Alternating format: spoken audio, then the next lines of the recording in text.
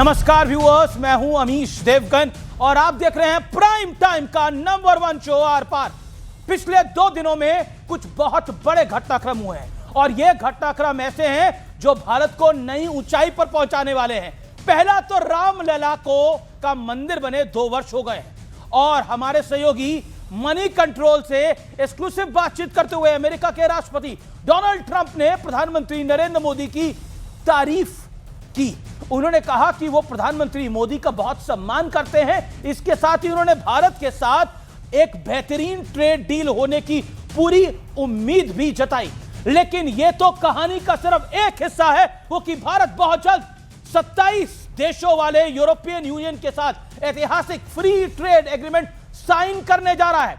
AI के इस युग में, एआई के मामले में, डिजिटल पेमेंट के मामले में, ग्रोथ रेट के मामले में भारत पहले ही झंडे गाड़ चुका है। लेकिन हमारा विपक्ष है कि भारत की इस ग्रोथ स्टोरी पर वो आंखें मूंद कर बैठा है।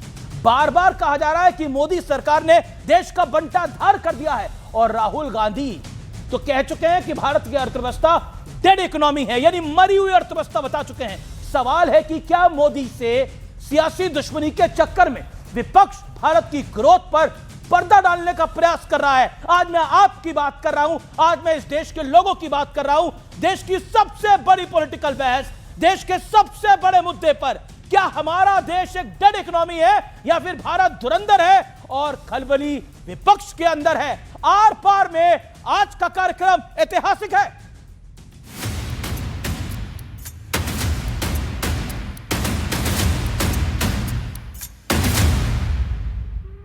इकोनॉमी के मामले में दुनिया भर में भारत का डंका बज रहा है। वर्ल्ड बैंक से लेकर दावोस के वर्ल्ड इकोनॉमिक फोरम तक हर कोई भारतीय इकोनॉमी की रफ्तार देखकर हैरान है और जो भारत के खिलाफ प्रोपेगेंडा चला रहे हैं उन्हें हाथों हाथ मुंह की खानी पड़ रही है। आईएमएफ के डायरेक्टर ने भारत को सेकंड टियर एआई पावर बताया तो केंद्रीय मंत्री अश्विनी वैष्णव ने तुरंत उन्हें आईना दिखा दिया। I don't know what the IMF criteria has been, but Stanford places India as third in terms of AI penetration, in terms of AI preparedness, and AI talent it is number 2. So I don't think your classification in the second bouquet is right.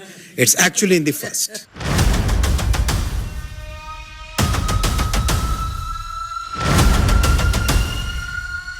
और अमेरिकी राष्ट्रपति Donald Trump ने news 18 India से exclusive बातचीत में भारत और PM Modi पर जो कहा है वो विपक्ष के लिए किसी झटके से कम नहीं है।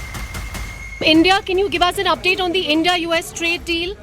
First of all, I have great respect for your Prime Minister. He's a fantastic man and friend of mine. And we're going to have a good deal. Thank you. Bharat के लिए बहुत जल्दी ही एक और बहुत बड़ी खुशखबरी आने वाली है। 27 जनवरी को भारत और यूरोपीय यूनियन के बीच ऐतिहासिक फ्री ट्रेड एग्रीमेंट होने जा रहा है, जिससे भारतीय अर्थव्यवस्था की रफ्तार और तेज होने वाली है। The next weekend, I will travel to India. There's still work to do, but we are on the cusp of a historic trade agreement. Indeed, some call it the mother of all deals. लेकिन देश में अलग ही सियासी scene चल रहा है। राहुल गांधी कुछ दिन पहले भारत को डेड इकोनॉमी बता चुके हैं। क्या अखिलेश यादव, क्या ममता बनर्जी, हर कोई सरकार की नीतियों को कोसने में लगा है, लेकिन केजरीवाल तो खिल्ली उड़ाने पर उतर आए हैं। इनके सारे मुख्यमंत्री डावोस में घूमने गए हैं, बीवी बच्चों के समेत। वहाँ कोई कुछ काम करने थोड़ी गए थे, घूमने फिरने गए थे। हर जगह भारत का बज रहा है डंका, परंतु विपक्ष को आज भी है शंका। हमारे देश में एक एलओपी है, लीडर ऑफ ऑपोजिशन नहीं है, लीडर ऑफ प्रोपेगेंडा है। उनके जमाने में तो पॉलिसी पैरालिसिस थी, उनके जमाने में तो पोटैटो चिप्स भी नहीं बनते थे ठीक से, आज सेमीकंडक्टर चिप्स हम बना रहे हैं। तो सवाल यही है जो पूरी दुनिया को दिख रहा है, उस पर विपक्ष आंख मूंदने की एक्टिंग क्यों कर रहा है? इसी पर होगी देश की सबसे बड़ी बहस। भारत धुरंधर, खलबली विपक्ष के अंदर। तो स्वागत है आपका आर पार के सुप्रसिद्ध विश्लेषण के अंदर। दुनिया भर में धुरंधर बने भारत का तथ्यात्मक विश्लेषण। फैक्ट नंबर 1, कभी भारत को डेड इकोनॉमी बताने वाले यूएस की ग्रोथ रेट 1.8% पर सिमटी और मंदी की आशंका 40% तक पहुंच चुकी है। भारत दुनिया की चौथी बड़ी इकोनॉमी है और पहली छमाही में भारत का ग्रोथ रेट 8% से ज्यादा है। दूसरा फैक्ट भारत के लिए, मोबाइल मैन्युफैक्चरिंग में भारत दुनिया में दूसरे नंबर पर पहुंच गया है। 2014 में सिर्फ 2 मैन्युफैक्चरिंग यूनिट्स थी, जो अब 300 से ज्यादा है। यह भी ऐतिहासिक है। तीसरा फैक्ट महत्वपूर्ण, 2014-15 में भारत की जीडीपी 106.57 लाख करोड़ थी, यानी 106 लाख करोड़ के करीब थी, जो अब 331 लाख करोड़ है, लगभग 3 गुना ग्रोथ है। चौथा फैक्ट, भारत डिजिटल पेमेंट में दुनिया में नंबर 1 पर। यूपीआई से हर महीने 1800 करोड़ से ज्यादा का ट्रांजैक्शन होता है और कांग्रेस भारत की डिजिटल पेमेंट्स का भारत की संसद में मखौल उड़ा चुकी है। चिदंबरम साहब का फेमस बयान है। पांचवा फैक्ट जो कि बहुत महत्वपूर्ण है, भारत 2030 तक हाई मिडिल इनकम वाला देश बनेगा। प्रति व्यक्ति आय करीब करीब $4000 पहुंचने की उम्मीद है। यह डॉलर का साइन है। अब मैं बढ़ता हूं आगे। अब आजादी के बाद भारत को लो इनकम से लोअर मिडिल क्लास इनकम बनने में करीब 60 साल लगे, लेकिन 2007 में लोअर मिडिल इनकम इकोनॉमी बना भारत और मात्र 23 साल में हाई मिडिल इनकम वाला देश बन गया। यह अपने आप में बहुत ऐतिहासिक है और बनेगा। और यह देखिए, इसमें मोदी के का 11 साल का काल है, 12 साल का काल है। अब मैं बढ़ता हूं आगे। बड़ा सवाल क्या है आज का, भारत की ग्रोथ स्टोरी पर पर्दा डालकर विपक्ष क्या हासिल करना चाहता है? भारत की इकोनॉमी को डेड बोलकर विपक्ष क्या हासिल करना चाहता है? मेरे साथ डॉक्टर सुधांशु त्रिवेदी, भारतीय जनता पार्टी के मेंबर ऑफ पार्लियामेंट। मेरे साथ कांग्रेस से डॉक्टर अजय उपाध्याय, प्रवक्ता कांग्रेस पार्टी के। मेरे साथ आनंद दुबे, शिवसेना उबाटा के। सोमनाथ भारती, नेता आम आदमी पार्टी के, फॉर्मर लॉ मिनिस्टर हैं। फराज किदवई साहब मेरे साथ जुड़े हैं, प्रवक्ता समाजवादी पार्टी के। दीप्ति तनेजा, प्रोफेसर, दिल्ली यूनिवर्सिटी की इकोनॉमी को समझती हैं, पढ़ाती हैं। दीप्ति तनेजा, शुरुआत आपसे करते हैं। भारत का डंका बज रहा है, लेकिन अपनों को जब शंका है तो 30 सेकंड में आप क्या कहना चाहती हैं? बिल्कुल, जब अपनों को शंका है, क्योंकि जो अपने लिए कॉन्फिडेंस नहीं रखते हैं वही ऐसी बात कर सकते हैं। अमेरिका की स्ट्रैटेजी यही रहती है कि किसी तरीके से सामने वाले देश को वो या तो देखिए, या तो वो कोई टैरिफ वगैरह लगा के सामने वाले देश को झुकाने की हरकत करते हैं। वो उन्होंने देख लिया कि भारत में मोदी जी के चलते वो चीज़ सफल नहीं हो सकी। फिर उनकी दूसरी स्ट्रैटेजी रहती है कि या तो कोई वॉर कराने की कोशिश की जाए। वो यहाँ पे उन्होंने बहुत कोशिश करके भी वो सफल नहीं हो सकते। तो तीसरा ये है कि किसी तरीके से ऐसी डिस्टेबलाइजेशन टेक्निक लाओ जिसमें या तो विपक्ष को दो या जनता को दो। तो ये विपक्ष ऐसी बातें कर रही है, ये अपने आप में बहुत शर्मा के। आपने इतने सारे आंकड़े दिए, एक आंकड़ा आप भूल गए। World equality, consumption equality ranking में हम 4th इक्वल देश हैं। दैट मींस हमारे लोग जो हैं कंजम्पशन बास्केट में इक्वालिटी में 4थे नंबर पर आते हैं। अच्छा, एआई में हम अच्छा कर रहे हैं, हम मैन्युफैक्चरिंग में अच्छा कर रहे हैं। क्या आपको लगता है कि कहीं ना कहीं भारत धुरंधर है लेकिन विपक्ष में शंका है? नहीं, भारत हमेशा धुरंधर था, है और रहेगा। भारत पर कहां किसी को शंका है। भारत की ग्रोथ ट्रेजेडी को यदि देखें, स्ट्रेटजी जो हमारी बनी उस दौरान, ईज ऑफ डूइंग बिजनेस की बात कर लें, करप्शन इंडेक्स की बात कर लें, ग्लोबल जेंडर गैप इंडेक्स की बात कर लें, प्रेस फ्रीडम इंडेक्स की भी बात कर लें। एक बहुत बड़ा आजकल इशू इंटरनेशनल लेवल पे है इन्वायरमेंटल परफॉर्मेंस इंडेक्स। इसमें तो 180 देशों में 176वां नंबर पर हम हैं। उसी तरह से ग्लोबल पीस इंडेक्स में 163 देशों में 116 पर हैं। और वर्ल्ड भारत की आप सब बुरी बातें ही गिन रहे हैं। नहीं, बुरी बातें नहीं गिन रहे, हम कुछ अच्छी बातें भी कर रहे हैं। अच्छी बात यह है कि हम चौथी अर्थव्यवस्था बने, चौथी अर्थव्यवस्था जहां बने, हाँ तीसरी भी बन जाएंगे, क्योंकि ये बन जाते हम 22 में ही चौथी। यदि जो ग्रोथ का जो हमारा कंटिन्यूएशन यदि होता तो उसमें कोविड भी बड़ा फैक्टर था, पर जो 10 साल का ग्रोथ पिछले सरकार का था और इस 10 साल का जो ग्रोथ था, यदि सही दिशा में चली होती और ग्रोथ के बीच में जो सही रणनीति, इकोनॉमिक रणनीति अपनाई गई होती, तो आज हम तीसरी अर्थव्यवस्था 27 में होते। ओके, मैं रुकता हूं। कारण क्या दीप्ति था और इसका बेस किसने बनाया, ये महत्वपूर्ण है। मनमोहन सिंह का एक बड़ा रोल है। अजय जी, कौन सी सही ग्रोथ स्ट्रैटेजी क्या होती है? कोविड के बावजूद, इकोनॉमिक वर्ल्ड के टर्न डाउन के बावजूद हम 6.5 से 7.5% का टैरिफ्स के बावजूद हम इतना बढ़िया ग्रोथ रेट कर रहे हैं। आपने अभी बोला अगर सही स्ट्रैटेजी अपनाई होती, तो जरा प्लीज वो स्ट्रैटेजी बता दीजिए। उसमें है, उसमें 2-3 बातें हैं। लेकिन क्या डेड इकोनॉमी है हमारी? आपको लगता है भारत की डेड इकोनॉमी है? आप मानती कि भारत की डेट इकोनॉमी? बिल्कुल सर, कोई भी नहीं मानता, आंकड़े नहीं मानते। अजय साहब को रिस्पॉन्ड करने दीजिए। अजय जी, क्या आपको लगता है भारत की डेट इकोनॉमी है? वो तो मोदी जी के मित्र ने कहा, जो आज प्रशंसा मोदी जी पर राहुल जी ने भी कहा ना, पर उसके बाद मैं तो कह रहा हूं कि ना। ट्रंप ने जो मोदी जी के मित्र है ना, मोदी जी नहीं, पर राहुल जी ने सही कहा भारत की डेट इकोनॉमी है। वो जो ट्रंप ने कहा उसको उन्होंने कहा है कि भाई ट्रंप का कह रहा है, आप मानते हैं, आप मानते हैं भारत इंडिया डेट इकोनॉमी? देखिए बेरोजगारी की बात है, नहीं, मैं कह रहा हूं भारत की क्या भारत की डेट इकोनॉमी है, हाँ या ना? स्पष्ट है कि भाई बेरोजगारी के मामले में हम सबसे ज्यादा दिक्कत है, आय की असमानता में सबसे ज्यादा दिक्कत क्या मरी अर्थव्यवस्था है? और पर कैपिटा इनकम की भी यदि आप बात कर ले तो हमारे समय में 3.25 गुना बढ़ा था पर कैपिटा इनकम। $450 से हमने $1500 लाया था। आज जो है डबल भी आप बढ़ाने में बहुत आपको दिक्कत हुई है आपके 10-11 साल में। तो क्या हम डेड इकोनॉमी है? ये सर देखिए, अब डेड है नहीं है तो इकोनॉमिस्ट बताएंगे। राहुल जी ने बताया, राहुल जी तो इकोनॉमिस्ट नहीं है। ट्रंप ने बताया तो ट्रंप को भी तो अभी राहुल जी ने बोला, आप अपने नेता को बोलिए बोला ही नहीं। ट्रंप के बारे में हम ट्रंप से पूछ लेंगे। ट्रंप से पूछ लीजिए कि उन्होंने मोदी जी की बड़ी प्रशंसा की है, तो क्या ट्रंप किस पैरामीटर पर कर रहे हैं? सुधांशु त्रिवेदी, इंपॉर्टेंट आज इंपॉर्टेंट दिन है। रामलला के मंदिर को संपूर्ण हुए बने हुए, रामलला को अपने भव्य मंदिर में गए हुए 2 साल भी हो गए हैं और भारत की अर्थव्यवस्था तीसरी इकोनॉमी की तरफ बढ़ रही है। और सबसे बड़ी बात है कि अमेरिका जो इंडिया को डेड इकोनॉमी कह रहा था, उसकी ग्रोथ 1.8 पे सिमटी है और हम 8% के साथ आगे बढ़ रहे हैं। यानी जो हम पर सवाल उठा रहे थे, आज वो मंदी के सवालों के घेरे में है। यह विधि का विधान कहिए या कुछ और? नहीं, विधि का विधान नहीं, यह दैवीय विधान है। मैं अभी बताता हूं।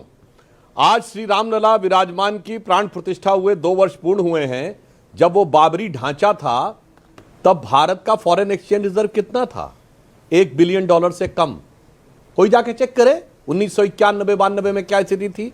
महंगाई, बेरोजगारी की दर क्या थी? प्रचंड बेरोजगारी, महंगाई की दर 13, 14, 15%।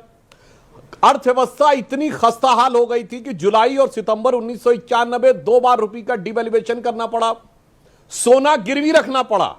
और देखिए संयोग विधि का विधान देखिए, नेहरूवियन सोशलिज्म का इकोनॉमिक ढांचा भी उसी समय टूटा जब गुलामी का प्रतीक बाबरी ढांचा टूटा। अब आइए साहब, वो $1 बिलियन से, और एक बात और बता दूं लोगों को, कई बार लगेगा ना, जो अभी हमारे मित्र अजय उपाध्याय जी कह रहे थे हमारे जमाने में बहुत अच्छा था, तो मैं लोगों को याद दिला दूं 1980 में हमारी स्थिति चीन से बेहतर थी।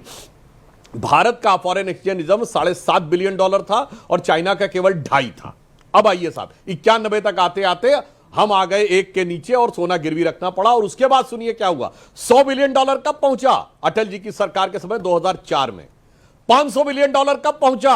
जब श्री राम जन्मभूमि का शिलान्यास हुआ 2019 में। $600 बिलियन कब पहुंचा? जिस समय श्री रामलला विराजमान की प्राण प्रतिष्ठा हुई। और भाई साहब, जब श्री रामलला विराजमान आए उसके बाद से पिछले 2 सालों से लगातार भारत विश्व की बड़ी अर्थव्यवस्थाओं में सबसे फास्टेस्ट ग्रोथ वाली अर्थव्यवस्था है। क्योंकि वो जो 1.8 और 2% की ग्रोथ रेट थी ना, वो हिंदू ग्रोथ रेट थी। आप ही लोगों ने मजाक उड़ाया था ना, और ये हिंदुत्व ग्रोथ रेट है। वो राम विमुख वाली ग्रोथ रेट थी, ये राम के प्रति समर्पित वाली ग्रोथ रेट है। और आप देखिए भारत ने क्या बदलाव किया है। आज हम चौथी बड़ी अर्थव्यवस्था है, चौथे बड़े स्टॉक एक्सचेंज हैं, हम विश्व के तीसरे बड़े स्टार्टअप इकोसिस्टम है। ये बात ठीक है, कांग्रेस का स्टार्टअप नहीं हो पा रहा है, राहुल गांधी जी का। हमने 100 से अधिक लॉन्च कर दिए एक ही बार में, 100 सैटेलाइट लॉन्च करके दिखाए। ये ठीक है, ये कांग्रेस का सैटेलाइट लॉन्च नहीं हो पा रहा है, वो एक अलग बात है। मोबाइल हैंडसेट मैन्युफैक्चरिंग में हम दुनिया के नंबर 2 के देश हैं। $10 बिलियन के हमने एक साल में मोबाइल हैंडसेट वो किए हैं। चिदम्बरम साहब ने फ्लोर ऑफ द हाउस पे बोला था कि भारत में डिजिटल ट्रांजैक्शन कैसे हो सकता है, हम कम पढ़े लिखे हैं, आज डिजिटल ट्रांजैक्शन में भारत नंबर 1 देश है। 49% डिजिटल ट्रांजैक्शन को कंस्टिट्यूट करता है। और जैसा अभी बताया गया कि वीजा को पीछे छोड़कर यूपीआई दुनिया में सबसे अधिक डिजिटल ट्रांजैक्शन करने वाला प्लेटफॉर्म बन गया है। और सुनिए, वो इंग्लैंड जिसने हम पे हुकूमत की थी, कीथ स्टमर मुंबई में उतरे 100 से अधिक लोगों का डेलीगेशन लेके। भारत और यूके की फ्री ट्रेड डील के बाद उन्होंने कहा this is the biggest ever business delegation taken by any British historic movement था इंडिया के लिए। सबको उसको एक्सेप्ट करना पड़ेगा। उसके बाद अगर किसी को डेड इकोनॉमी नजर आ रही है तो मुझे लगता है उसके दिमाग को सन्निपात हो गया है। ओके, जवाब अमीश भाई, उपाध्याय इन्होंने अपने मित्र ट्रंप पर ही क्या क्या सन्निपात कर दिया, उस पर नहीं मैं कहूँगा। हाँ, एक बात मैं आपको बधाई देना चाहता हूँ, आपके चैनल को मुझे लगता है कि ट्रंप ने वो इंटरव्यू दिया है संभवतः, तो इसके लिए आपको विशेष धन्यवाद। जहाँ तक भाई साहब ने जो चर्चाएं की है, 1991 की चर्चा की है, भाई 2 साल आपकी, उससे पहले रामो बामो की सरकार थी, चंद्रशेखर जी उसी सरकार के पार्ट थे, और आप ही के समय में यह हाल हो गया कि सोना सरकार बोली आपने? भाई रामो बामो की सरकार थी, उसमें सहयोगी में थे। अब इसको बीच में काउंटर करेंगे। हाँ, चंद्रशेखर जी की सरकार तो 4 ही महीने के लिए थी, उससे पहले आप ही ने हाल कर दिया था, आप ही की सरकार उस समय थी। दूसरी बात, इन्होंने कहा हिंदू ग्रोथ रेट की बात की है, वाकई सही कहा इन्होंने। हिंदू ग्रोथ रेट की बात जो है, ये वर्ड जो क्वाइन किया था नागेश्वर जी ने और शास्त्री ने किया था, मधुली में उस समय वित्त मंत्री थे, उस समय भी 77 में इन्हीं की सरकार थी। तो ये दोनों अपने ही सरकार को यदि कॉन्ट्राडिक्ट कर रहे हैं तो मैं इसमें क्या करूं। जहां तक मुद्दे की बात है, मुद्दा है कि सैटेलाइट ग्रोथ के लिए तो वाकई हो सकता है मोदी जी ही उस सैटेलाइट पर चढ़ गए हो, चले गए हो। अरे भाई, बार्क किसने बनाया? रिसर्च सेंटर, इतना साइंटिफिक डेवलपमेंट क्या एक मोदी जी ने कर दिया था? 50 वर्षों का एक बड़ा इतिहास हमारा साइंटिफिक डेवलपमेंट का है, उसमें सभी ने योगदान दिया। मैं तो अटल जी को भी श्रेय देता हूं, उन्होंने कम से कम परमाणु विस्फोट कराने की स्थिति में थे। कब किए? जब हमारे परमाणु साइंटिस्ट जो है उस स्टेज पर ला करके खड़ा किए। तो उसके लिए अब आप अपना पीठ थपथपा लीजिए, उसमें कोई बुराई नहीं है, थपथपाना चाहिए। आज की जब अटल बिहारी वाजपेयी ने वो परमाणु विस्फोट किए, उससे पहले मौका कांग्रेस की सरकार से हमारी आप लोग आप इंदिरा गांधी ने करके दिखाया था, उसके बाद किसी कांग्रेस की सरकार ने किया ना। उसके बाद क्रायोजेनिक इंजन का लफड़ा आया था, उसमें हमने रसा के साथ संबंध बनाया, अमेरिका का दबाव था। आज तो अमेरिका के दबाव में भारत सरकार रुक जा रही है। आज भी दम तो कांग्रेस के शासन ने भी दिखाया था, वो दम आपको दिखा नहीं। कहां भाई? ट्रंप के बारे में चुप्पी साध लेते हैं। मैंने बिल्कुल अभी भी बताना नहीं बोलेंगे चाहता हूं सुधांशु भाई। बड़े भाई साहब, अभी तो ट्रंप ने, अच्छा चलिए, मैं कांग्रेस वालों से कहूंगा कि ट्रंप ने एक बयान दिया हो मोदी जी के खिलाफ तो बताइए। ट्रंप ने पॉलिसी बनाई जो भारत के खिलाफ थी, हमने पॉलिसी बनाई जो अमेरिका के खिलाफ थी। हमने उनके साथ ट्रेड डील नहीं होने दी, हमने दालों के ऊपर इंपोर्ट अभी बढ़ाया भाई साहब पिछले हफ्ते। वो हमसे मीठी मीठी बात कर रहे हैं मगर पॉलिसी हमारे खिलाफ कर रहे हैं। हम भी उनसे, हम बगैर उनको सीधे कोई बात किए हुए हम भी पॉलिसी अगेंस्ट में कर रहे हैं। वो अगर हमारे खिलाफ अपशब्द बोले, मगर एक बात समझिए, एक बात बहुत अच्छी जो अजय उपाध्याय जी ने कही, कांग्रेस के भी प्रधानमंत्रियों ने अच्छे काम किए थे। मैं याद दिलाना चाहता हूं, भारत का परमाणु कार्यक्रम वो उस समय जो कि परमाणु बम बनाने की स्थिति में भारत 1959 में था। यह ड्वाइट आइजनहावर की प्रेसिडेंशियल आर्काइव्स में है कि जब जेके गैल्ब्रेथ ने नेहरू से मुलाकात की और पूछा कि कितने समय में बना सकते हैं, उन्होंने भाभा से पूछ के कहा तो कहा 1 साल में। 59 में भारत परमाणु विस्फोट कर सकता था, पर नेहरू जी ने कहा नहीं, we believe in atom for peace, हम तो नहीं करेंगे। हाँ, फिर लाल बहादुर शास्त्री जी ने आकर शुरुआत की भारत के परमाणु कार्यक्रम की, और यह संयोग मानिए या भयंकर षड्यंत्र मानिए कि 15 दिन के अंदर लाल बहादुर शास्त्री और होमी भाभा दोनों की रहस्यपूर्ण परिस्थितियों में मृत्यु हो गई। और जहां तक इंदिरा जी ने बोला तो मैं एक बात कह दूं, इंदिरा जी ने परमाणु विस्फोट परमाणु बम के लिए नहीं किया था। उन्होंने कहा कि हमने शांतिपूर्ण कार्यों के लिए किया है। और अमेरिका और रूस दोनों ने पहले जब अमेरिका ने किया, उन्होंने कहा we are a nuclear state. अगले राउंड में भी बोलेंगे हम, आप दोनों। मैं कहता हूं सुधांशु भाई एक विद्वान व्यक्ति हैं, इन्होंने बहुत अच्छा आज बात कहा, उसको तो ब्रेकिंग न्यूज चलाना चाहिए कि ट्रंप ने मोदी जी के लिए कोई बात नहीं रखी। भाई मित्र हैं, कैसे रखेंगे? लेकिन भारत के विरुद्ध में वो बार बार 72 बार बोल चुका कि ऑपरेशन सिंदूर सीज फायर हमने करवाई, हमारे कारण हुआ, व्यापार का डर दिखाकर। रशियन तेल का आयात कम कराया हमने। चाबहार को जो है जिस तरह से ऑर्डर किया, जिस तरह की परिस्थिति बनी, हम वहां लगभग 2000 करोड़ का रुपया जो है छोड़ करके हमको जो है बाहर वाइंड अप करना पड़ रहा है। ब्रिक का जिसका हम राष्ट्रीय अभी चेयरमैन है और विश्व में हम अध्यक्ष हैं, भारत अध्यक्ष है, और ब्रिक के नौसेना का जो अभी अभ्यास हो रहा है उसमें उसी के डर से कहीं ना कहीं नाखुश ना हो जाए इनका मोगेम्बो खुश रहे, इसके लिए जो है ये ब्रिक्स में नहीं जा पा रहे हैं। किसको कह रहे हैं मोगेम्बो? मोदी जी का मोगेम्बो एक ही है। मोदी जी क्यों नहीं बोलते हैं? मोगेम्बो कौन है? मोगेम्बो मैं बताता हूं, मोगेम्बो मिस्टर इंडिया एक फिल्म आई थी, उसमें विलेन था। कौन है आपके अकॉर्डिंग? मोगेम्बो ट्रंप है, भारत का विलेन है, भारत का विरोध कर रहा है, मोदी जी का मित्र है वो। और मोदी जी उनके लिए वाकई सुधांशु त्रिवेदी के लिए बोलता है, सुधांशु त्रिवेदी बोलता है, सुधांशु त्रिवेदी। अजय भाई आप कह रहे हैं कि वो मोदी जी का मित्र है। अब एक वाक्य बोल रहा हूं, इसके बाद दर्शक जाके तय कर सकते हैं कि वो मित्र बनाना है या किसी को अपना बाप बनाना है। मार्च 2023 राहुल गांधी जी जाके कहते हैं why the defenders of democracy Europe and America are silent and they are not taking any action in India. यानी लोकतंत्र के संरक्षक अमेरिका और यूरोप क्यों शांत हैं? मेरे कहने पे भारत में हस्तक्षेप क्यों नहीं कर रहे भाई साहब? उधर ने तो ट्रंप कह रहा है कि अब हम डील करने के लिए पूरी तरह तैयार है, भारत तैयार नहीं हो रहा। हार्वर्ड लुटनिक जो सेक्रेटरी कॉमर्स हैं, उन्होंने ये स्टेटमेंट दिया कि ट्रंप और एक्सपेक्टिंग ए कॉल, यानी वो अपेक्षा कर रहे थे कि प्रधानमंत्री मोदी कॉल करे तो डील हो जाती, कॉल नहीं किया तो डील नहीं हुई। और यूरोपियन यूनियन की चीफ उर्सुला वॉन डर लेyen आकर ये कह चुकी हैं अब हमारी डील जो होने वाली it is going to the mother of all the deal. भाई साहब, ये डिफेंडर्स ऑफ डेमोक्रेसी नहीं, पर ये मैं कुछ इंपॉर्टेंट बयान बताता हूं। मैं कुछ इंपॉर्टेंट, अगर मैं क्यों कह रहा हूं भारत धुरंधर है, ये कोई धुरंधर फिल्म से इंस्पायर होकर नहीं बोला जा रहा। एक ऑल ऑडियो डाउन, मैं क्यों कह रहा हूं भारत धुरंधर है। I am quoting few names. Ursula von der Leyen, अध्यक्ष ईयू, अगले ही वीकेंड में भारत जा रही हूं। हालांकि अभी कुछ काम बाकी है, लेकिन हम एक ऐतिहासिक व्यापार समझौते के बिल्कुल करीब हैं।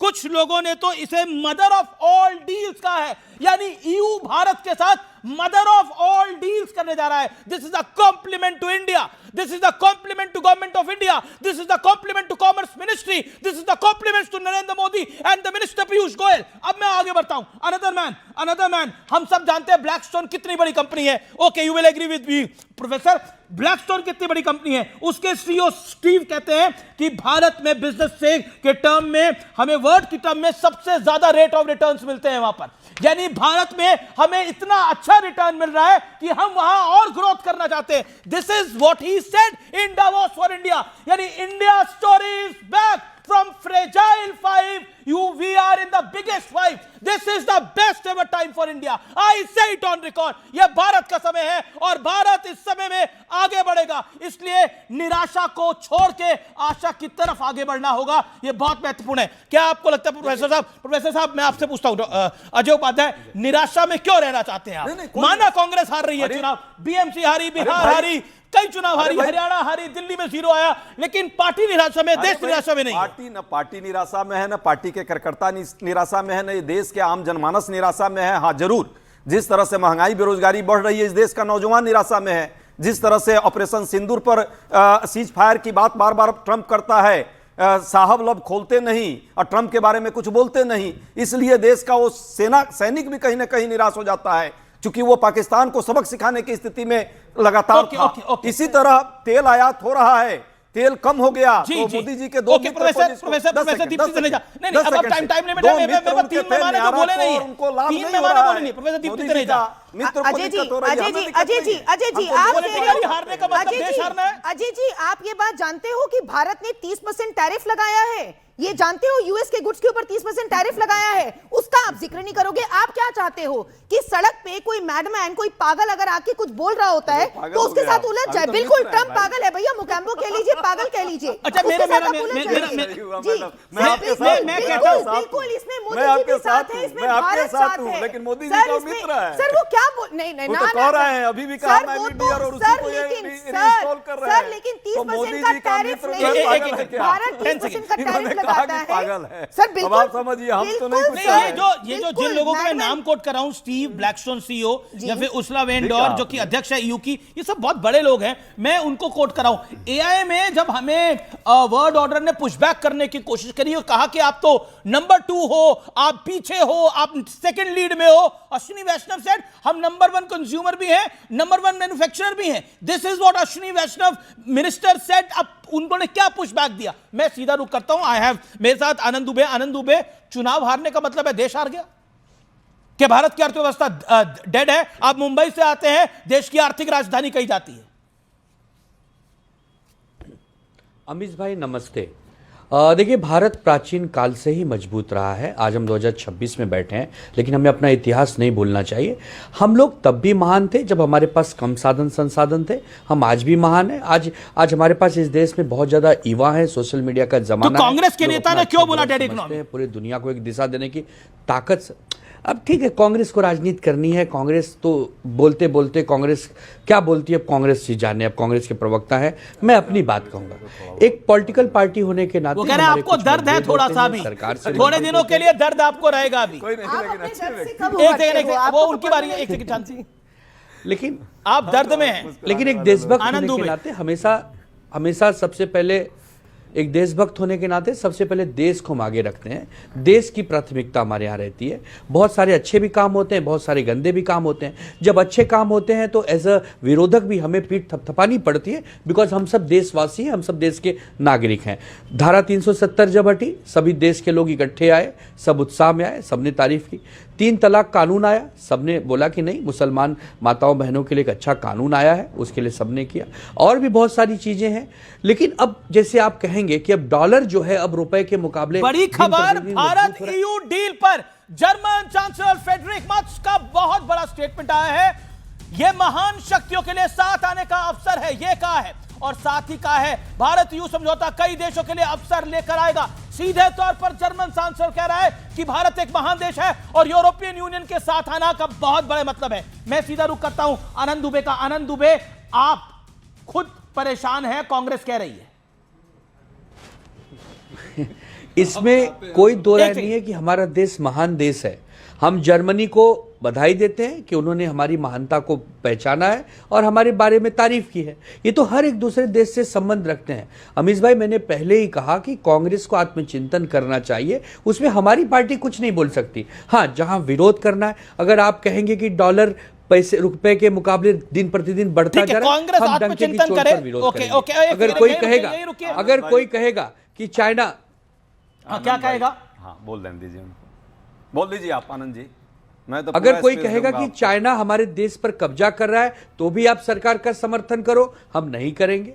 हाँ, अगर पहलगाम में के हमले के बाद पाकिस्तान में घुसकर 72 हुरों के पास भेजना है, पूरा देश सलाम करेगा, सेना के पीछे खड़ा हो जाएगा। तो मैं वही कह रहा हूं कि देश को देश मुंबई में वैसे जो आर्थिक नगरी है वहां पे 24 कैरेट हो गए हैं, आपके 24 आए हैं। आप तो अच्छे व्यक्ति हैं, हो गया चुनाव मुंबई का, नगर पालिका का, जैसी करनी वैसी भरनी, सबको समझ में आ गई, बात खत्म हो गई। अब नए सिरे से इनकी करनी खराब थी, वही भरा है इन्होंने। सबके लिए मैं कह रहा हूं, तो भाई जनता ने, आप ही के साथ वही करनी खराब थी। जनता ने निर्णय दिया।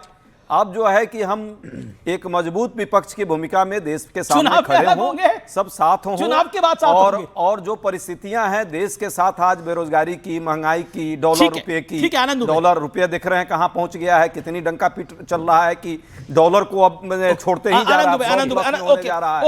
इन मुद्दों पर आइए, कांग्रेस पर हम लोग बाद में चर्चा कर लेंगे। अमीश भाई तो चाहते हैं कि हम लोग लड़ते रहे आपस में। नहीं, चुनाव में आप एक दूसरे के सामने लड़ रहे थे, मेरे को क्या बोल रहे हैं? आनंद दुबे और आप चुनाव में एक दूसरे के सामने लड़ रहे थे, मैंने बोला था क्या? जवाब।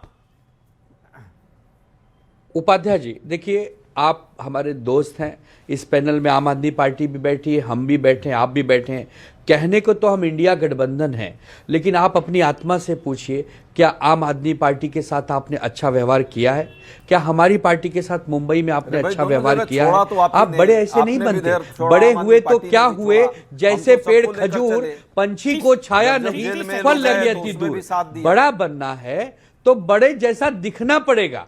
आप बड़ी पुरानी पार्टी है, आपको 150 साल पूरे हो जाएंगे 10 साल बाद, तो आपको उस ढंग से व्यवहार भी करना होगा कि जो आपके साथी हैं, जो क्षेत्रीय दल है, उनको आपको विश्वास भी देना चाहिए, साथ में लेके चलना चाहिए, तब हराइएगा ना मोदी जी को। मोदी जी को हराने के लिए मोदी जी जैसा बनना भी तो पड़ेगा, मेहनत करनी पड़ेगी, रात दिन अपने आप को खपाना पड़ेगा। ये सब हम भूल कर अगर केवल केवल केवल सरकार का विरोध, सरकार का विरोध, सरकार का विरोध, तो उसमें कुछ अच्छी चीजों का समर्थन भी करना पड़ता है। राम मंदिर बनकर तैयार है, आज उसके 2 साल पूरे हो गए हैं। चलो विपक्ष के सब लोग, चलो राम भगवान के नतमस्तक होते हैं, चलो राम भगवान से कहते हैं कि राम भगवान हम भी आपके शिष्य हैं, हम भी आपके भक्त, हमें भी आशीर्वाद दीजिए, हराइए मोदी जी को, हराइए बीजेपी को। लेकिन हम लोग क्यों नहीं कहते? हम लोग मजबूर हैं, वो अभी क्लियर नहीं हो पा रहा है कि जाएं। तो राम का नाम जो लेता है वो आपकी निगाह में कंफ्यूज है। तो राम का नाम जो लेता है वो आपकी निगाह में कंफ्यूज है। भी बस अब 2 मिनट आनंद भाई, मैंने तो चुप रहा, आप सुन लीजिए। आप भी, आप तो बहुत विद्वान और अच्छे व्यक्ति हैं। सच है, कांग्रेस पार्टी बड़ी पार्टी है और कांग्रेस पार्टी ने हमेशा बड़ा दिल दिखाया। बड़ा दिल नहीं दिखाता तो जहां वो सरकारों में होती थी वहां भी अपने सहयोगियों को साथ लेकर चलने का काम की। इंडिया गठबंधन की बात है, आपने आम आदमी पार्टी की बात रखी है। दिल्ली के अंदर राज्य सरकार में नहीं आई। एक सेकंड, मैं आपको, कांग्रेस यूपी में कब से सरकार में नहीं आई? 40 साल। बिहार में कब से सरकार में नहीं आई? 35 साल। गुजरात में कब से नहीं आई? 30 साल। 35 साल। आप दोनों मिलने नहीं, आप बोले मैं आनंद दुबे के साथ मिल गया हूं, मैं फैक्ट बोल रहा हूं ये। ओके, आनंद दुबे एक सेकंड और लाइव टेस्ट करते हैं, एक लाइव टेस्ट करते हैं अमित भाई, आप भी बोले की बात की है, अमित भाई एक लाइव टेस्ट करते हैं, राम मंदिर का जो एक लाइव टेस्ट करते हैं अमित भाई, सारा चीज पूजा अर्चना सब हो, पर जिस तरह से राहुल गांधी जा रहे हैं क्या? हमारे अभी शंकराचार्य के साथ जिस तनुज पुनिया ने अनाउंस किया, उसके बाद नहीं गए, चर्चा हो और शंकराचार्य को भी वहां नहीं बुलाया गया। ओके, ऑडियो डाउन, ओके आनंद दुबे, शंकराचार्य का सम्मान किया जाए और उसी के साथ सभी लोग आनंद दुबे क्या लाइव टेस्ट करना चाहते हैं आप? क्या लाइव टेस्ट करना चाहते हैं आप? ओके, एक देखो कांग्रेस हमारा भाई है, एक दोस्त है, लेकिन एक उपाध्याय जी एक लाइव टेस्ट करते हैं। धारा 370 जब केंद्र सरकार ने हटाया था, ये अच्छी बात थी या बुरी बात थी, बस इतना बता दीजिए तो मैं ये समझूं कि हाँ एक लाइन आप खड़े हैं, अच्छे और बुरे का विरोध। एक लाइन का 370 की प्रक्रिया का इसलिए विरोध था कि स्टेटहुड हटा दिया जम्मू कश्मीर का, इसलिए विरोध था, प्रक्रिया का विरोध था, 370 का नहीं था। आप आज भी वो क्या कश्मीर को राज्य के दर्जे से खत्म कर देना चाहिए? आपने मेरी भी जगह ले ली है, मेरी भी जगह ले लिया, आनंद दुबे खुद एंकर बन गए। ओके, बोलिए, संविधान का प्रश्न है। अमीश भाई मैं क्या बोल रहा हूं, मोदी जी से लड़ना है या सरकार से लड़ना है तो बहुत सारे मुद्दे हैं।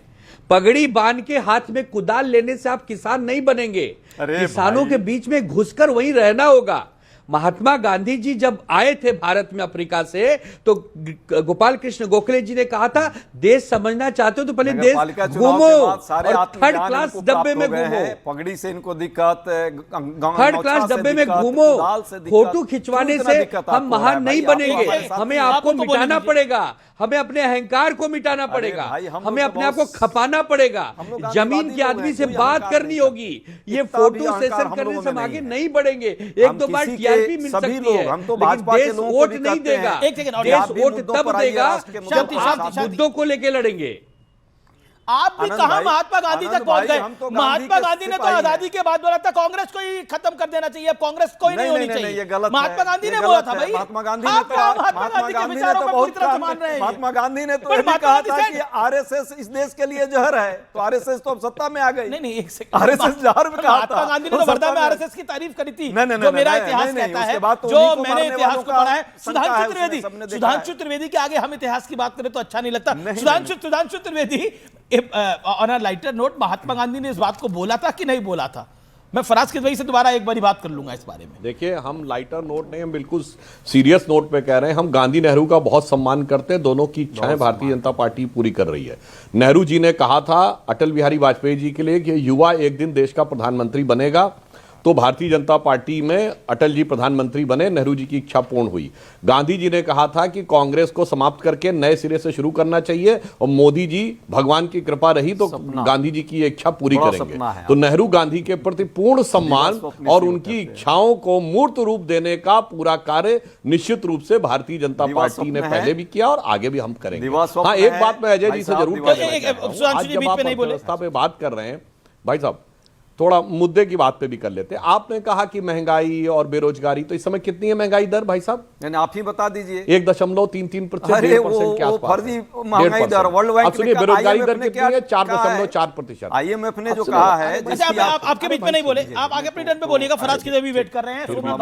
आईएमएफ ने यह कहा है कि भारत अगले साल वर्ल्ड का ग्रोथ इंजन बनकर उभरने वाला है। जब आर्थिक विशेषज्ञ यहां बैठी हैं तो बिल्कुल निश्चित रूप से आपको बहुत समझ के बोलना चाहिए। और मैं बताना चाहता हूं, चाइना की, जिसकी बड़ी तारीफ की थी राहुल गांधी जी ने, चाइना की बेरोजगारी दर कितनी है भाई साहब? नवंबर 2025 में 17%। जबकि आपको बात बताता हूं, जनवरी से लेके जुलाई 2024 तक उनकी 17% हुई। उन्होंने 6 महीना देना बंद किया, नए सिरे से उन्होंने जनवरी 2025 से शुरू किया, फिर 17% ओके फराज, सब कुछ सरकार ने। जी फराज की वजह सोमनाथ बात के दोनों वेट कर रहे हैं। ये चर्चा भारत जिस परिस्थिति में चल रहा है। ओके फराज आपके पास मैं आता हूं। क्या आपको लगता है कि भारत में कुछ भी अच्छा नहीं हो रहा और India is a dead economy? अमीर जी, भारत में देखिए एक झूठ बोला जा रहा है, भारत में हमेशा से अच्छा होता रहा है। अब मैं ये क्यों बोल रहा हूं? देखिए, अभी आपने जीडीपी की बात करी, मैं पूरी जिम्मेदारी से बोल रहा हूं कि भारत की रियल जीडीपी की जो ग्रोथ थी वो 2010 से लेकर के 2022 के बीच में लगभग 6% के आसपास थी, जो कि कम होकर के 2014 से लेकर के 2024 के बीच में लगभग 5.8% हो गई। और मैं आपको एक चौंकाने वाला आंकड़ा दे रहा हूं कि in terms of absolute value as far as nominal GDP is concern, Manmohan Singh के शासनकाल में जीडीपी 183% से बढ़ी, लेकिन मोदी जी के शासनकाल में 2004 से लेकर के 2014 के बीच में मात्र 83%। अरे सर, मैं बता रहा हूं आपको, मैं आपको रेफरेंस दे रहा हूं पूरा। मोदी जी के शासनकाल में जो नॉमिनल जीडीपी है वो एब्सोल्यूट टर्म्स में इन टर्म्स ऑफ डॉलर्स 83% से बढ़ी है, और मनमोहन सिंह जी के शासनकाल में इन टर्म्स ऑफ एब्सोल्यूट वैल्यू 185%। लेकिन बड़ी खबर आ रही है, अरविंद केजरीवाल आम आदमी पार्टी के कन्वीनर ने एक बड़ा स्टेटमेंट दे दिया है। अरविंद केजरीवाल ने बोला है कि दावोस गए सारे सीएम्स के बारे में उन्होंने बयान दे दिया है, सभी सीएम दावोस सिर्फ घूमने के लिए गए हैं। यह अरविंद केजरीवाल के मायने हैं, किसी ने वहां कोई काम नहीं किया। ये अरविंद, कांग्रेस के भी सीएम्स वहां गए हुए हैं, डिप्टी सीएम्स वहां गए हैं, परिवार के साथ सब विदेश घूमने गए थे। ये कहा है अरविंद केजरीवाल ने। केजरीवाल ने दावोस गए सीएम्स का मजाक उड़ाया। सोमनाथ भारती, क्यों कांग्रेस के सीएम भी घूम रहे हैं वहां पर? क्या वहां तो तेलंगाना के भी सीएम हैं, वहां डिप्टी सीएम हैं, वहां बाकी पार्टियों के भी सीएम हैं, सब घूम रहे हैं। आपने अमित जी आज दो बड़ी न्यूज नहीं दिया आपने दर्शकों को कि पंजाब में 10 लाख मेडिकल क्लेम दिया गया 3 करोड़ लोगों को। देश में पहली बार ऐसा हो रहा है। बताना चाहिए था आपको उसी स्पीड्स के साथ। आपको ये भी कहना चाहिए था कि नहीं है मेरा पॉइंट पर डिबेट होता है। अरविंद केजरीवाल मेरा किसी विषय पर डिबेट होता है, पॉइंट कहना चाहिए था ना। ये बुलेटिन नहीं है, न्यूज बीच में कहते हैं नहीं चला सकता मैं इसमें। बीच में कहते हैं आप ऐसा। बड़ी खबर, ईडी का केस खत्म हो गया केजरीवाल के खिलाफ। आप बायस हो जाते हैं। चक्कर क्या है कि जब सुधांशु जी सामने बैठे होते हैं ना, तो आपको लगता है कितना इंप्रेस कर दें इनको। तीसरी बात बता रहा हूं आपको, देखिए डावोस में किससे मिले जाकर के, ये वही इंडियन कंपनीज जो यहां थे, जाके मीटिंग वहां हो रही है। खाली केजरीवाल जी ने नहीं कहा है, एक हमारे सुहेल सेठ बड़े देश के प्रतिष्ठित व्यक्ति, वो भी उन्होंने भी कहा है। वो अक्सर भाजपा के लिए भला बोलते हैं, लेकिन कहा कि भाई जिससे वहां मिल रहे हो उससे ही मिल लिए होते। मुश्किल क्या हो रहा है कि टैक्स पेयर के मनी का मिसयूज जिस प्रकार से डावोस के अंदर हुआ, उसको बयान कर रहे हैं वो। तीसरी बात आपको बता दूं, तो कांग्रेस के सीएम, डिप्टी सीएम, विपक्ष के डिप्टी सीएम सब वहां पर अपने परिवार के साथ एंजॉय करने गए। हमने तो पहले कहा महाराज जी कि कांग्रेस और बीजेपी में कोई अंतर नहीं है, कोई अंतर नहीं है। सुन लीजिए, तीसरी बात बता दूं आपको जो बड़ी बड़ी बातें थी ना, ट्रिलियन इकोनॉमी क्या क्या, अरे भैया जो 11 साल से सेंटर में हो और करीब 9 साल से यूपी में हो, और एक हिंदू बच्चा, मैं जोड़ रहा हूं, हिंदू बच्चा गाड़ी में नाले में गिर के 2.5 घंटा चिल्लाता रहो, मुझे बचा लो बचा लो। अरे काहे कि तुम्हारी ट्रिलियन इकोनॉमी भाड़ में जाए ऐसे ट्रिलियन इकोनॉमी। मतलब आपके पास अग्निशामक नहीं है, व्यवस्था नहीं है। मतलब इंदौर में 23 बच्चे मर गए गंदे पानी पीने से, अहमदाबाद में लोग बीमार हो गए, 7 साल की बच्ची मर गई। अरे काहे की ट्रिलियन इकोनॉमी? वो जो तुम्हारे फ्रॉड दोस्त है ना, जिनको बचा रहे हो अमेरिका से, उसके लिए ट्रिलियन इकोनॉमी है ये। चाबहार एयरपोर्ट गया, पहले कह रहे थे क्या बात है, इतना बड़ा माइलस्टोन है। अरे भैया 53-54 बार ट्रंप ने आपको डांटने के बराबर काम किया। आपने सीज फायर होने का बार बार कहा कि नहीं हमने किया है, उसने बार बार आपको काटा। पाकिस्तान खत्म होने वाला था, लेकिन सैनिकों को आपने रोक दिया। मुसीबत क्या हो रही है, 150 लाख करोड़ का कर्जा बढ़ गया आपके शासनकाल में। यूएसडी डॉलर के सामने करीब 100 रुपए होने वाला है। जवाब तो आप कहना क्या चाहते हैं, कौन सी ट्रिलियन इकोनॉमी? ओके डावोस जाना, घूमना है, इसमें कांग्रेस का भी एक्शन लूंगा, बीजेपी का भी लूंगा। सुधांशु त्रिवेदी, भाड़ में जाए ऐसी economy, the word he used, जोशो जुनून में दी गई। हाँ, दोनों सब बातों का बिंदुवार जवाब देता हूं। जोशो जुनून में दी गई ये तकरीर जो सोमनाथ भारती जी बोल रहे हैं, क्यों भाई साहब, राजेंद्र नगर में पानी नीचे भर गया था और कोचिंग पढ़ने वाले बच्चों की डेथ हो गई थी। गजब सरकार चला रहे थे, नई राजनीति कर रहे थे और न्यूयॉर्क टाइम्स में खबर छपवा रहे थे। ये वो सीएम है जिन्होंने कहा था Yes, कितना yes. मुश्किल है न्यूयॉर्क टाइम्स अखबार में खबर छपवाना, जबकि बच्चे इनके ड्रेनेज सिस्टम के फेलोर की वजह से उनकी डेथ हो गई थी। अब दूसरा पॉइंट, आराम से शांति से सर, बहुत सारा है। जबकि ये भारत के सबसे पढ़े लिखे प्रधानमंत्री होने, मुख्यमंत्री होने का दावा करते थे, प्रधानमंत्री जी पे आक्षेप लगाते थे, और उन्हें यह नहीं पता था कि न्यूयॉर्क टाइम्स दुनिया का सबसे बड़ा अखबार नहीं है। दुनिया का सबसे बड़ा अखबार है जापान का योमिनो शिमरी, और अमेरिका का भी सबसे बड़ा अखबार यूएसए टुडे है, न्यूयॉर्क टाइम्स नहीं है। खैर, अब आइए साहब, घूमने जाने का टैक्स पेयर का बड़ा गजब था भाई साहब। सिंगापुर में मेयर कॉन्फ्रेंस हो रही थी और केजरीवाल जी सीएम होने के बावजूद वहां जाना चाहते थे। भारत सरकार ने मना कर दिया तो इन्होंने भड़ाभड़ प्रेस कॉन्फ्रेंस करनी शुरू कर दी। क्यों भाई साहब, मेयर की कॉन्फ्रेंस में सीएम को क्यों जाना? और टैक्स पेयर के पैसे का भाई साहब, एकमात्र वो मुख्यमंत्री जो कहता था मैं मकान नहीं लूंगा, बंगला नहीं लूंगा, गाड़ी नहीं लूंगा, सिक्योरिटी नहीं लूंगा, वो केजरीवाल जी दो राज्यों की Z+ सिक्योरिटी लेके चलते थे, दिल्ली की अलग और पंजाब की अलग।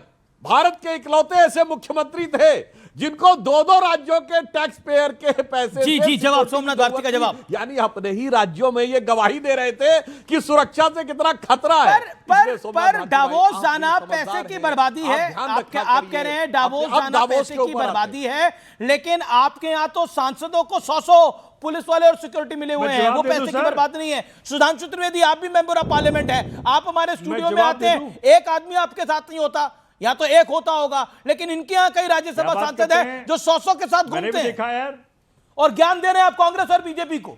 अच्छा, मैं अमीश जी नासिर हुसैन एक मेंबर ऑफ पार्लियामेंट है, जो कि नासिर हुसैन एक राज्यसभा के मेंबर ऑफ पार्लियामेंट है कांग्रेस के, और कांग्रेस के कितने मेंबर ऑफ पार्लियामेंट बन जाएंगे? एक सुरक्षा, एक पीएसओ के साथ घूमते हैं वो। आपके यहाँ तो मेंबर ऑफ पार्लियामेंट 100 के साथ घूमते हैं। टैक्स पेयर के पैसे की बर्बादी नहीं है क्या? जवाब दीजिए। अरे यहां ज्ञान दे रहे हैं आप। ऐसा है, कम से कम ये देखिए, सुधांशु जैसे व्यक्ति, जितने विद्वान व्यक्ति हैं, उनसे ये तो उम्मीद कर रहा था कि संवेदनशील होते, जिस घर का चिराग बुझा है उसका ऐसे मजाक ना उड़ाते, एक्सेप्ट करते कि मेरी गलती हुई है, मेरे सरकारी गलती है। वो बच्चा, उत्तर प्रदेश सरकार ने इसी वजह से नोडल अथॉरिटी के सीईओ को हटाया, एक्सेप्ट नहीं किया। गलत हुआ, वो प्रशासन की, उस सिस्टम की जिम्मेदारी थी, लेकिन इस मुद्दे के अंदर आपने उस मुद्दे को लाकर आपने भी गलत करा। डीएम होता है, डीएम कौन है वहां मालूम है आपको? मेधा जी, जो ज्ञानेश कुमार इनके सीईसी के बेटी हैं, उन पे हाथ ना चल सकता इनका। 4 दिन बाद देखने देश के हैं, डिजास्टर मैनेजमेंट की मुखिया थी वो, मुखिया थी। अरे इनके ही हैं, इनके काम कर रहे हैं, इनकी नौकरी कर रहे हैं वो। मुश्किल क्या हो रहा है, उत्तर प्रदेश की सरकार की हिम्मत ना हुई कि मेधा जी के खिलाफ कोई एक्शन ले ले, ट्रांसफर कर दे। डिजास्टर मैनेजमेंट की पूरी जिम्मेदारी मेधा जी के पास। सुधांशु त्रिवेदी जवाब, सुधांशु त्रिवेदी जवाब, सुधांशु त्रिवेदी जवाब। सोमनाथ भारती जी, देखिए, इतनी पीछे इतनी बड़ी बड़ी किताबें लगाकर इस ढंग की आप बात करते हैं तो 2 ही बातें उभर के सामने आती हैं, या तो आप इतनी किताबों के बाद भी अज्ञानी हैं, और या फिर आप सरासर झूठ बोल रहे हैं। भाई साहब, नोएडा में कमिश्नरेट सिस्टम है, कमिश्नरेट सिस्टम में डीएम के हाथ में पावर नहीं होती। नंबर 2, वो नोएडा की अथॉरिटी का विषय है। नोएडा एकमात्र शहर है जहां अथॉरिटी बनी हुई है। नॉर्थ, अब सुनिए भाई, बीच मत बोलिए भाई। डिजास्टर का हेड कौन होता है? जब अथॉरिटी है तो सारा कंस्ट्रक्शन का काम और कंस्ट्रक्शन से जुड़ी हुई चीजों के बारे में करने वाले बात जो विषय होता है वो अथॉरिटी का होता है भाई। मेरे पास अब फिर बीच में बोलने लगे, अब मुझे पता था। आप लगातार सर झूठ पे झूठ बोल रहे हैं, हर पॉइंट पे आपका झूठ बोला जा रहा है, किसी ने रेडिक्यूल नहीं करा है। आप लोग के पास मुसीबत यही है, जैसे नहीं देखिए, जैसे इनका अंतर नहीं होता है ना, तो बोलना शुरू करते हैं। एक system is responsible for this, और सिस्टम पे बाकायदा कार्रवाई हुई भी है और आगे भी होगी। मेरा सीधा पॉइंट है, मेरा सीधा पॉइंट है। ओके, सुधांशु त्रिवेदी।